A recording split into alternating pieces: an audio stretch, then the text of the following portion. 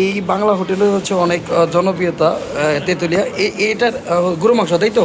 এটার দাম কেমন? প্রাইসটাও একটু বলতে। পিস প্রাইস 100 টাকা। 100 টাকা, মামা বলছে 100 টাকা। তারপরে এটা হচ্ছে, মুরগি লেয়ার, হ্যাঁ এটার দাম এটা 80 টাকা। 80 টাকা। এটা সরপুরি মাছ, এটা 80 টাকা। হুম।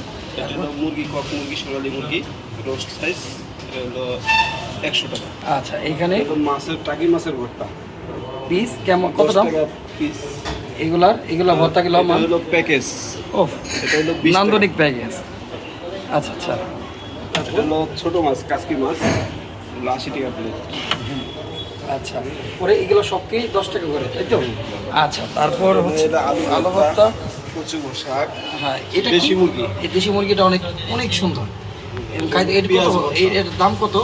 এটা হলো 160 টাকা প্লেট। আচ্ছা, এটা এটা হলো পেঁয়াজ ভর্তা। দাম 10 টাকা করে। এটা হলো কালো জিরা ভর্তা।